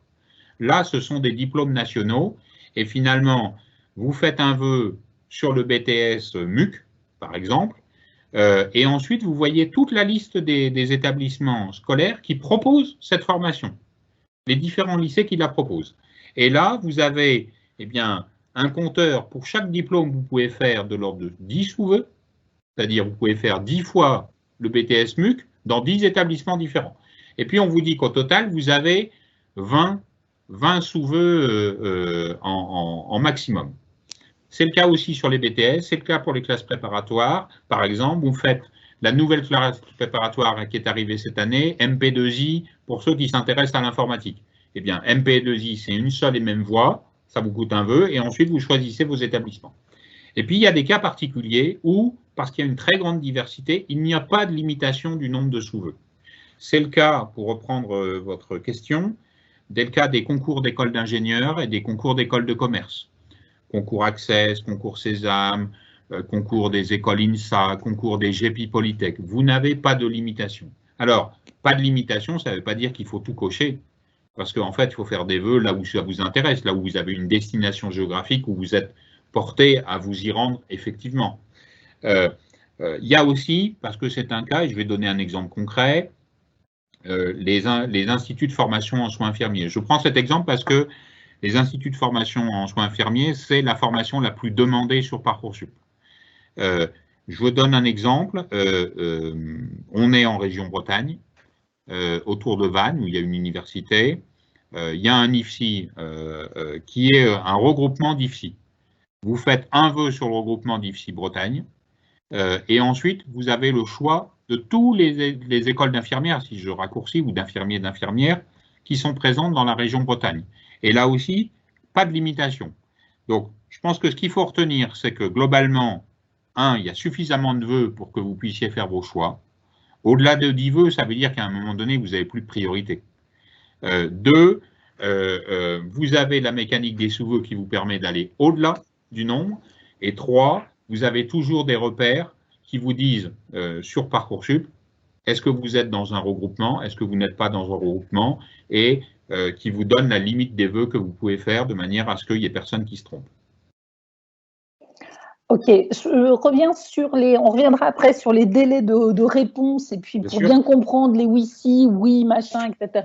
Mais je voulais vous faire parler des attendus du supérieur pour que les parents comprennent bien qu'il y a des attendus nationaux, mais il peut y avoir aussi des spécificités. De quel ordre sont-elles? Puis on a une question extrêmement spécifique, mais je vous la pose aussi sur certains concours qui peuvent être payants, bien évidemment. Est-ce qu'on doit payer directement sur Parcoursup ou est-ce qu'on fait, comment on peut faire? Alors, la question des attendus. Les attendus, alors si je parle, on va se parler en français, qu'est-ce que c'est? C'est les connaissances et les compétences qui sont attendues par les formations d'enseignement supérieur. C'est une aide à l'orientation. Je vais essayer de prendre des exemples, parce que vous pouvez les retrouver. Il y a des attendus nationaux sur toutes les licences de droit. Il y en a même, y compris sur les écoles de commerce, sur les écoles d'ingénieurs, qui sont des éléments communs à ces différentes formations. Toutes les licences de droit en France ont les mêmes attendus nationaux, qui sont l'expression de compétences qui sont nécessaires pour réussir dans ces formations. Et puis, vous pouvez, vous l'avez entendu, dire des attendus complémentaires qui peuvent être spécifiques à une formation. Je vais essayer de donner un exemple parce qu'en plus, il est vrai. Licence de psychologie. Vous avez un attendu national sur toutes les mentions de psychologie. Elles ont des principes communs. Et puis, dans la psychologie, vous avez plusieurs branches. Vous pouvez avoir un parcours de psychologie qui est plus clinique, avec des compétences scientifiques plus nécessaires. Et puis, vous avez la psychologie plus sociale, qui est liée aux sciences sociales et dans lequel vous avez d'autres éléments à faire valoir. C'est ça l'enchaînement. Dans Parcoursup, vous pouvez le voir dans la fiche de formation, connaissances et compétences attendues. C'est ce qui vous donne. Et ça doit être un indicateur pour votre enfant, pour vous-même, en disant finalement, est-ce que ça me ressemble? Est-ce que je me retrouve dans ces attendus? Son intérêt, c'est vraiment de donner une visibilité aux élèves pour éviter les choix d'orientation. Je vais prendre un exemple qui était quasiment un peu caricatural au bout d'un moment. Vous connaissez les formations STAPS, qui sont des formations sur les sciences, alors je n'ai plus le nom, le déroulé exact, mais… Sciences et techniques des activités et pratiques sportives. Exactement. Et j'allais dire, pendant trop longtemps, cette formation avait la réputation, on retenait que la fin du mot, c'est-à-dire sportive. Et certains lycéens se figuraient que c'était que du sport et ça les intéressait. Demeurant, ils avaient le droit. Simplement, alors j'ai oublié, redites le début de STAPS. Sciences et techniques. Voilà, il y a sciences et techniques. Et dans sciences et techniques, il y a aussi des éléments très scientifiques. Et c'est des compétences qui sont scientifiques. Et dans les attendus de STAPS, vous pouvez voir effectivement qu'il y a ce signal fait sur ces compétences scientifiques à acquérir. Et notre objectif, il est d'éviter des erreurs d'orientation. C'est ça l'intérêt, parce que on ne réussit pas si on s'est trompé de voie et si on n'est pas du tout adapté à ces formations. Alors, il y avait la question sur c'est payant, qui est payant et comment je paye. Alors, je crois que ça doit être de l'ordre de 2 à 3% des formations qui doivent être payantes. Qu'est-ce que ça veut dire être payant sur Parcoursup? Ce sont des formations, ce sont des concours qui organisent des modalités de sélection avec des épreuves écrites ou orales et qui ont prévu, parce qu'il y a des frais associés à ces épreuves-là, à l'organisation de ces épreuves, elles mettent un tarif. Ce tarif, moi, c'est pas moi qui le fixe, c'est les formations qui le décident elles-mêmes, mais moi, ce que je m'engage à vous dire, c'est d'afficher cette information. Alors, vous pouvez, en fait, dans Parcoursup, on vous indique comment payer. Alors là aussi, moi, je ne vois pas d'argent, je n'encaisse pas d'argent, hein, vraiment. Mais vous avez le lien vers un opérateur de paiement, qui est un opérateur de droit commun. En tout cas, vous avez l'information sur comment je paye. La question, c'est quand je paye. En fait, il faut avoir réglé ces frais-là avant le 8 avril, puisque seuls les vœux qui seront confirmés seront des vœux qui sont examinés et la condition de le paiement est une condition pour confirmer son vœu. Là aussi, je voudrais rassurer les parents. Comment est-ce que je sais si mon dossier est complet? Eh bien, dans Parcoursup, vous avez dans votre dossier une forme de jauge qui vous dit votre dossier est complet à 60, 70%, 80%. Alors, là aussi, pas besoin de se précipiter pour le faire tout de suite, puisque de toute façon, pour les lycéens, le dossier ne sera considéré comme complet que quand les lycées auront remonté les notations et les auront donné à voir. Alors, peut-être si vous me permettez, j'apporte juste un petit élément sur les formations qui organisent des concours ou des épreuves de sélection. Ce sont uniquement des formations sélectives qui font cela. Et évidemment, vous pouvez vous poser la question, comme moi, est-ce que le concours écrit qui est prévu par telle ou telle formation pourra effectivement se dérouler dans le contexte sanitaire que nous connaissons? C'est une question légitime.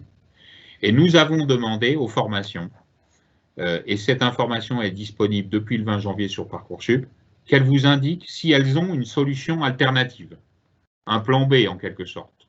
Et nous allons les interroger au début du mois de mars pour leur dire, en fonction des éléments que nous avons, que nous connaissons, est-ce que vous maintenez votre mode de sélection initial ou est-ce que vous passez à votre plan B? Le plan B, ça peut être par exemple, j'avais prévu des entretiens oraux et ces entretiens deviennent finalement en distanciel.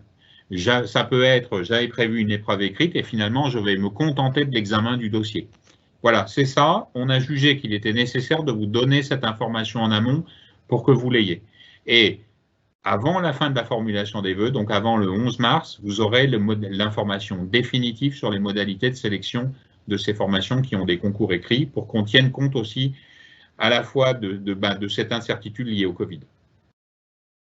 Très bien. Je passe aux jeunes en situation de handicap ou éventuellement ayant subi, que ce soit une hospitalisation, un trouble de santé, un trouble de santé, etc., etc.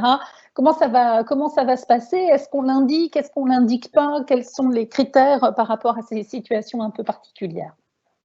Alors, vous avez raison de poser cette question parce que notre ambition à tous, c'est de permettre à tous les élèves qui le souhaitent d'accéder à l'enseignement supérieur. Et la politique inclusive est un élément prioritaire à la fois sur Parcoursup, mais aussi pour l'ensemble, pour le ministère. Premier élément, est-ce que je l'indique ou je ne l'indique pas? La première règle d'or dans Parcoursup, c'est qu'on n'est pas obligé. Moi, le lycéen que j'accueille est d'abord un lycéen. Je ne connais pas. Mais le lycéen peut avoir souhaité l'indiquer parce que c'est un élément qui est important. Il peut l'indiquer, donc c'est lui qui le décide, et donc vous qui l'accompagnez, qui le décidez. Et il peut le faire à la fois dans une rubrique qui s'appelle « Éléments liés à ma scolarité », dans laquelle il peut expliquer « Je n'ai des notes que sur le premier trimestre de cette année, ou que de deuxième trimestre, parce que j'ai été hospitalisé au cours du premier trimestre ». Il peut aussi, parce que c'est aussi notre objectif, c'est comment cet élève va être accompagné il était au lycée, peut-être suivi, accompagné au lycée, il va se retrouver dans un nouvel environnement. Et nous avons dans Parcoursup une fiche de liaison qui peut être saisie par le candidat et dans lequel il va renseigner en disant quels étaient les accompagnements dont j'ai bénéficié au lycée. Cette information, elle ne sera pas communiquée aux formations parce qu'évidemment, je sais que certaines familles peuvent craindre en disant « oui, mais si j'indique, je ne vais jamais être pris parce que j'ai indiqué que j'avais un handicap ». La garantie, je vous donne, c'est interdit par la loi de discriminer des élèves qui seraient en situation de handicap.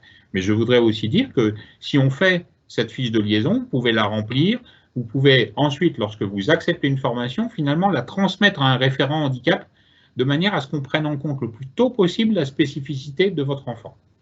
Et puis je le dis aussi, dans Parcoursup, vous avez sur chaque fiche de formation l'indication d'un référent handicap. Et je crois qu'il est nécessaire pour les familles qui le souhaitent d'avoir un échange avec ces référents pour expliquer aussi quelles sont les adaptations possibles dans la formation. Spécificité de cette année, nous avons prévu dans Parcoursup la possibilité de pouvoir transmettre par mail sur une adresse dédiée les demandes d'aménagement d'examen.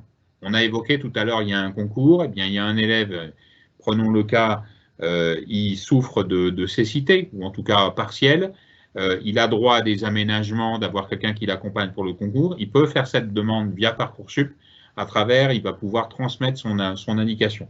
Puis, dernier élément, parce que comme ça je fais ma promo, on fait le 12 février une session avec la responsable de Droit au Savoir, qui est une présidente d'association d'enfants en situation de handicap, un chat dédié à la question et on pourra répondre vraiment à ces questions spécifiques. N'hésitez pas pour ceux que ça intéresse. Puis pour ceux qui ne pourront pas suivre parce que vous avez un autre agenda, vous retrouverez toutes les questions-réponses qu'on aura formulées au cours de cette session. Super. On fait un petit focus sur les vœux, une réexplication bien claire. On me répond oui, et puis finalement je veux pas celui-là, je veux l'autre, etc. Très rapidement. On a énormément de questions, bien évidemment, Monsieur Teilhard, donc on va essayer de faire vite. J'imagine, je fais court. Alors, j'ai une proposition, on est le 27 mai, je reçois une proposition. Vous avez un délai pour y répondre. Ce délai, alors le premier jour, ça sera 5 jours. La date limite, elle sera affichée dans le dossier. Vous n'avez pas besoin de calculer combien ça fait, c'est affiché. Là, vous devez répondre et vous répondez évidemment oui, ou par exemple, si ça vous intéresse. Si vous répondez non, évidemment, cette proposition, elle est transmise à d'autres. Vous pouvez avoir le cas aussi où vous recevez plusieurs propositions en même temps. Eh bien là, vous devez choisir parce que sur Parcoursup, on peut occuper qu'une place à la fois. Vous devez choisir. Et puis, vous avez une situation aussi, j'ai une proposition, mais il y a d'autres vœux pour lesquels je suis en attente et qui m'intéressent plus que finalement ce vœu. Eh bien, vous avez le droit d'accepter cette formation et de garder les autres vœux en attente. Il faut l'indiquer sur Parcoursup. Là aussi, rassurez-vous, quand on en sera là, on aura fait des tutos, du vidéo, et j'ai même proposé à l'appel qu'on refasse, avant la phase d'admission, la même type de session, que vous soyez encore plus nombreux, et qu'on puisse répondre à vos questions très spécifiques liées à cette formation. Une autre question que j'ai souvent, c'est est-ce que j'ai le droit de changer d'avis dans le temps? Prenons le cas, le 27 mai, vous avez accepté une CPGE MP2I, et puis vous aviez un vœu en attente sur une CPGE scientifique, et le 5 juin, vous recevez cette proposition. Eh bien oui, vous pouvez changer d'avis. Vous aviez accepté la proposition le 27 mai. Le 5 juin, vous acceptez la nouvelle proposition. Celle que vous aviez acceptée préalablement, eh bien, je la redonne à un autre candidat. C'est comme ça que fonctionne Parcoursup. Les décisions des uns font des propositions pour les autres. Super. Une question alors très très précise sur les apprentis. Les apprentis sont considérés de la même façon, donc ils ont accès eux également au Crous, etc. sur Parcoursup. Alors, bien sûr, c'est une opportunité sur Parcoursup d'avoir des formations en apprentissage, dans lequel, évidemment, l'apprentissage, il y a un employeur, donc il faut trouver un employeur, et nous vous aidons sur Parcoursup, puisque lorsque vous formulez un vœu en apprentissage, on vous indiquera qu'il faut trouver un employeur, et vous avez accès à un site de Pôle emploi qui pourra vous donner, pour les formations que vous recherchez, les emplois qui sont disponibles, pour que vous fassiez ces démarches d'accompagnement. Nous pourrons aussi vous conseiller comment je fais un CV pour convaincre un employeur de mon intérêt. Évidemment, La procédure, elle se déroule dans le même temps, hein, parallèlement que vous ayez fait des vœux sous formation étudiant ou sur des vœux en tant qu'apprenti. Et vous avez des droits, et bien sûr, et vous avez, parce que c'est la spécificité majeure quand même, vous avez une rémunération en tant qu'apprenti. Et vous êtes un étudiant des métiers, donc vous avez les mêmes cartes d'étudiants qui vous donnent aussi les droits de bénéficier des réductions dans les bus, des réductions dans, alors j'allais dire dans les salles de spectacle. Espérons qu'on y retourne bientôt, mais en tout cas, ça fait aussi partie de la vie étudiante que d'avoir cette ouverture culturelle et donc on y bénéficie de la même manière. Près de 5000 formations sont proposées en apprentissage cette année sur Parcoursup. Très bien. Merci beaucoup pour la réorientation et les années césure. En fait, on a beaucoup de questions sur, finalement, je suis en réorientation, j'ai fait une première année. Est-ce que j'ai les mêmes droits que les élèves de terminale? Si je souhaite partir en année césure, est-ce que mes choix sont reconduits, etc. Donc, vraiment beaucoup de questions. Sur la réorientation et puis ensuite sur l'année césure. Voilà. Et j'aurai une dernière petite question sur les diplômes à l'étranger.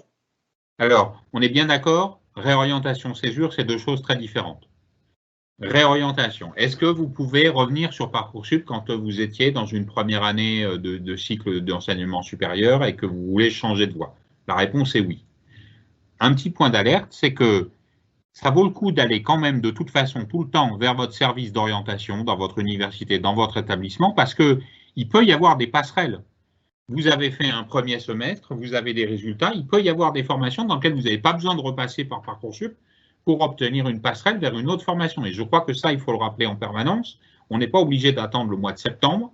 Donc, renseignez-vous auprès de votre service universitaire d'information d'orientation, auprès du service d'orientation de votre établissement sur ces modalités. 2, est-ce que j'ai les mêmes droits? La réponse est oui. Est-ce que je suis pris en compte de la même manière? La réponse est oui. Évidemment, vous avez un dossier un peu différent, puisque vous avez pu avoir des notes au cours de votre année universitaire, et à ce moment-là, vous les renseignerez. Est-ce que j'ai une fiche à venir? Non, il n'y a pas de fiche à venir quand on est à l'université. Par contre, vous avez une fiche de suivi qui s'appelle, dans laquelle vous pouvez renseigner votre projet de réorientation. Et ça va permettre de renseigner les formations sur, finalement, pourquoi vous avez changé de voie. Je passe à la question de la césure. Qu'est-ce que c'est que la césure? La césure, c'est un temps dans lequel, finalement, vous avez une activité en dehors de vos études qui peut être associative, qui peut être un projet à l'international pour certains, même si en ce moment, je pense qu'il y en a un petit peu moins quand même. Quand on est en césure, on est d'abord un étudiant. Ce qui veut dire, c'est que vous avez accepté une formation sur Parcoursup. Je vais essayer de donner un exemple pour être très, très concret. Vous pouvez d'ailleurs renseigner sur Parcoursup en disant « Je suis intéressé par une césure ». Cette information ne sera pas donnée aux formations. Je prends, c'est Laurent. Laurent a fait un choix d'aller vers un IUT dans un bachelor universitaire de technologie, et puis il a formulé qu'il était intéressé par une césure. Finalement, ce projet se concrétise, il est accepté dans cette formation, et avant de s'inscrire, nous informons la formation que Laurent a envie de faire une césure. Il doit établir un dossier, en quelque sorte, il y aura une convention entre l'université et Laurent sur quel est le projet de cette césure, de manière à ce qu'on s'assure qu'il y a vraiment un projet éducatif, personnel, professionnel derrière. Et la garantie qu'a Laurent, c'est que l'année suivante, s'il souhaite revenir dans cette formation, il n'aura pas à passer sur Parcoursup, cette place sera conservée. Évidemment, on ne met pas Laurent en prison. Si Laurent, au cours de son année de césure, il a décidé de changer d'orientation, il pourra revenir sur Parcoursup pour choisir une autre formation. Mais en tout cas, s'il reste fidèle à son projet initial pour lequel il a été accepté en tant qu'étudiant, l'année suivante, la place est conservée, pas besoin de Parcoursup pour Laurent. Ok, super. Je continue sur là aussi quelque chose de très spécifique, mais je pense que c'est important pour nos amis des Antilles. Comment se passent les inscriptions quand je suis de l'académie de Guadeloupe, de Martinique ou peu importe. Combien on met de vœux? Comment ça se passe? Est-ce que je peux postuler à des formations en France, etc.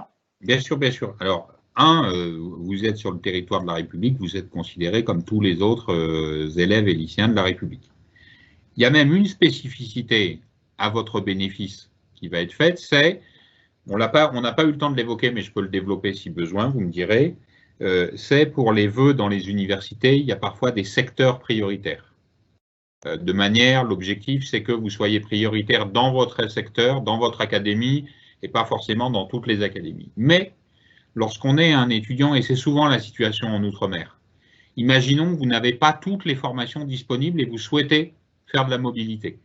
Eh bien, on va considérer que cette formation-là, vous êtes prioritaire quand vous venez d'Outre-mer, de la même manière que celui qui est de l'académie de résidence. Je donne un exemple. Vous souhaitez faire une licence très particulière qui n'existe que dans une formation, eh bien, vous serez prioritaire pour y accéder quand vous venez d'Outre-mer parce qu'elle n'existe pas dans votre département. Ok, super. On continue un petit peu sur les diplômes à l'étranger. Alors, est-ce qu'il y a des accords avec des diplômes à l'étranger? Est-ce que l'on doit préciser à Parcoursup si on a fait des propositions de diplômes à l'étranger?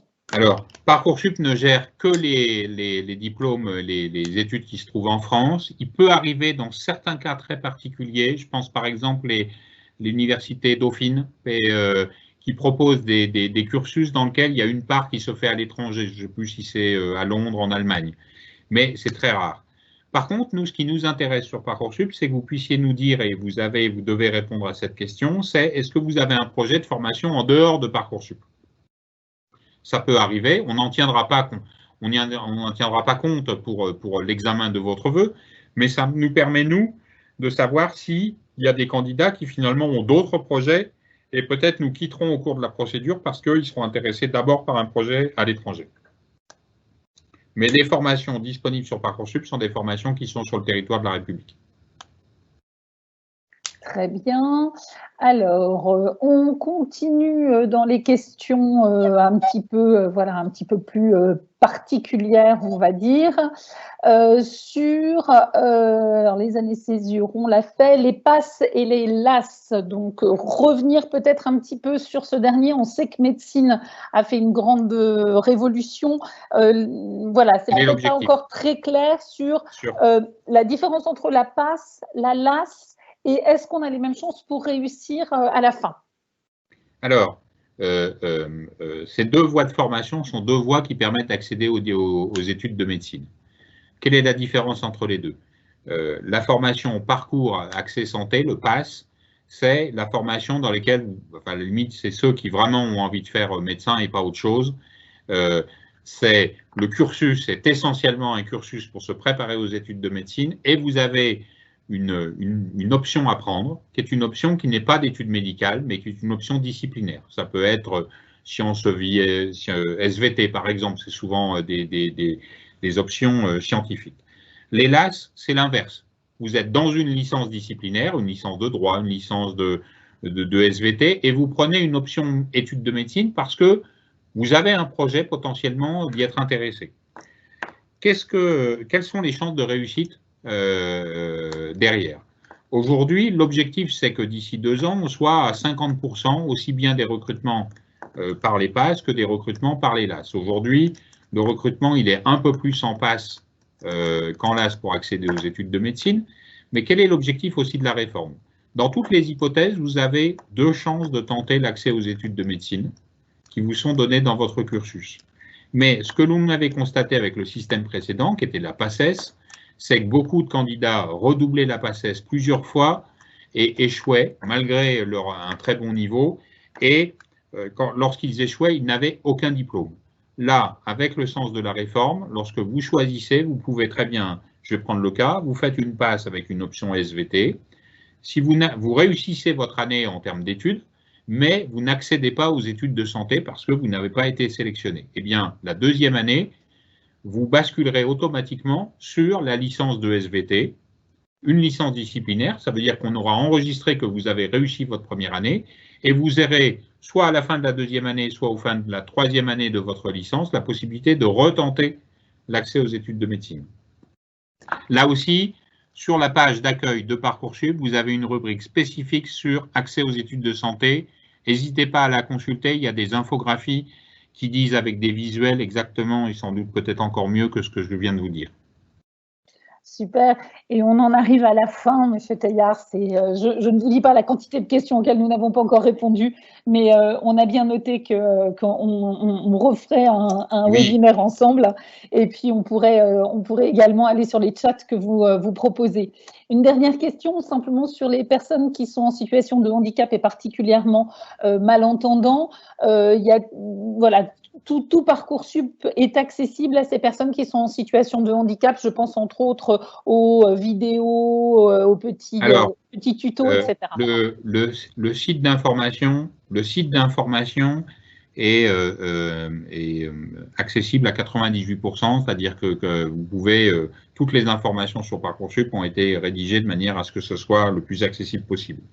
Lorsque vous faites les candidatures, tout n'est pas accessible parce que c'est très, très complexe, évidemment, mais on y travaille pour que ce soit au maximum.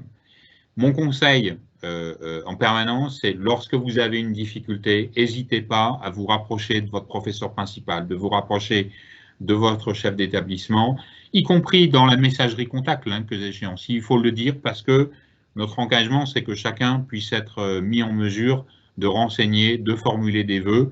Et moi, je travaille avec les associations de parents d'enfants en situation de handicap pour qu'on essaye de répondre à toutes ces questions-là et qu'il n'y ait pas d'impossibilité et donc d'injustice d'un candidat qui ne pourrait pas candidater. Je le dis aussi parce que c'est à la fois une obligation de la loi, mais ça me paraît important. Le numéro vert que j'ai évoqué tout à l'heure, il est accessible aux personnes sourdes et malentendantes de manière à ce qu'elles puissent poser leurs questions dans les meilleures conditions. Merci beaucoup, Monsieur Teilhard, pour toutes ces réponses. Je pense que si vous pouviez aller nous faire une petite conclusion en 1 minute sur ce qui est important pour les parents de retenir de cette conférence de ce soir que vous avez eu la gentillesse de nous faire, et puis de dire vraiment, parler de l'accompagnement et de notre présence qui est indispensable pour nos jeunes dans cette procédure Parcoursup. En 30 secondes, sérénité. C'est le mot qu'il faut aussi retenir. On n'est jamais tout seul sur Parcoursup et il ne faut pas rester tout seul avec ces questions. On est prêt à répondre. J'ai des équipes qui travaillent en permanence pour répondre par le numéro vert, par la messagerie contact, par les réseaux sociaux, de manière à répondre à vos questions. 2, n'hésitez pas à solliciter les professionnels, que ce soit professeur principal, que ce soit les professionnels dont vous pouvez trouver les coordonnées sur les fiches de formation de Parcoursup, à bénéficier des séances d'information de journée porte ouverte.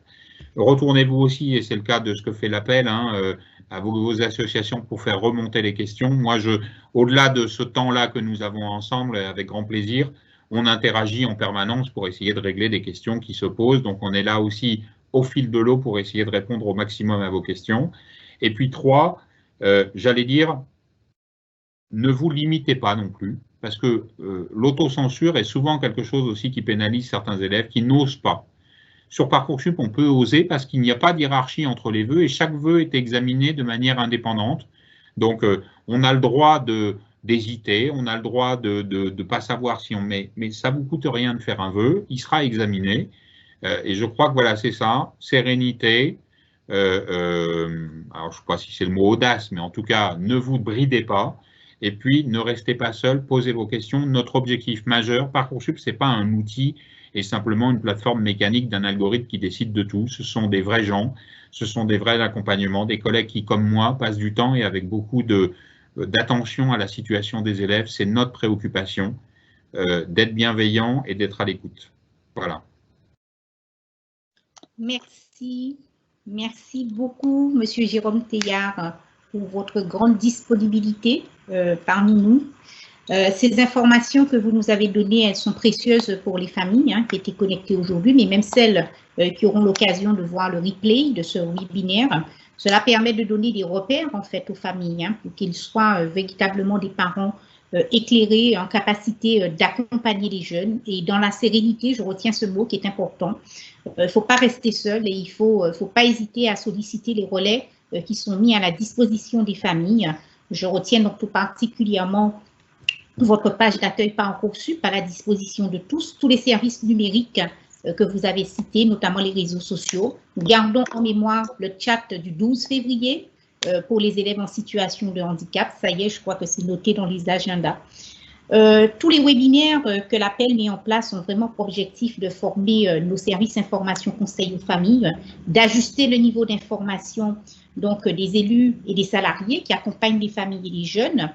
Je leur rappelle d'ailleurs, alors attention, que nous comptons vraiment sur eux pour la mise en place d'ateliers. C'est le moment d'animer des ateliers pour les jeunes en collectif dans les établissements autour de thématiques comme la lettre de motivation, par exemple. Il y a eu beaucoup de questions tout à l'heure dans le chat autour de cette lettre de motivation. Donc, c'est le moment, pourquoi pas, de développer des ateliers collectifs autour de ça, des ateliers autour notamment des soft skills, les compétences douces, la connaissance de soi. Voilà, c'est le moment, je sollicite donc vraiment les salariés et les élus pour s'y mettre et pour accompagner les familles et surtout les remercier par avance de ce temps qu'ils consacrent à l'enseignement catholique. C'est aussi mon instant pub, comme M. Théillard, pour vous dire que je lance un appel au bénévolat sur ces fonctions d'information conseil aux familles. Nous sommes vraiment à la recherche au sein des établissements de parents qui voudraient vraiment nous accompagner, être des correspondants ICF. Pas besoin d'être des spécialistes, nous sommes là pour vous accompagner. Déjà simplement pour présenter votre métier à des jeunes, ça peut être intéressant, ça permet d'éclairer les avis des uns et des autres et leur connaissance, mettre en place des conférences, mettre en place des échanges au sein des collectifs de jeunes pour les faire parler. Deuxième instant pub, je vous donne rendez-vous pour tous ceux qui sont intéressés par la question de la voie professionnelle à notre webinaire du 7 avril intitulé « Orientation, revaloriser la voie professionnelle », toujours de 17h à 18h. Alors, juste une petite information parce qu'on a peut-être dit que le webinaire était un peu tôt pour les parents qui n'avaient peut-être pas forcément le temps d'être déjà disponibles à la maison à 17h pour les suivre. Pas d'inquiétude. Nous les enregistrons et ensuite nous les mettons à votre disposition. Je voudrais terminer en remerciant véritablement l'équipe Information Conseil aux familles au national et tout particulièrement dans un premier temps les salariés. Donc Isabelle Bougnier-Coulin, merci, c'est la responsable de ce service. À Hélène Sourdel, Isabelle Gros et Zora Chabi, ainsi que Anne Jousselam. Mais vraiment, je vous dis merci, ainsi qu'à Christophe Abraham. Les élus qui étaient mobilisés cet après-midi, bien sûr, notre Hélène Lobignan, je ne vois plus si elle est connectée ou pas, mais je crois qu'elle est là en tout cas, et puis notre Violaine, et merci donc à Paul et Sabrina qui sont autour de nous, sans oublier Gilles et Vincent. Donc, on va s'arrêter là pour ce soir. Il y a eu beaucoup d'informations. Un chat, et le chat était très, très riche. Je suis à 585 questions ou observations ou conseils publiés lors de ce webinaire. Nous allons synthétiser et mettre en rubrique, comme on l'a fait tout à l'heure avec Violaine, toutes ces questions et réponses que vous pourrez retrouver sur la partie privée du site appel.fr. Il me reste à vous demander de rester prudent, de prendre soin de vous, de prendre soin de vos proches. Continuons donc à nous adapter à ces contraintes sanitaires.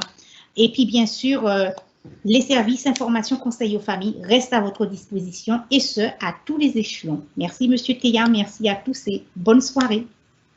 Merci à vous, au revoir.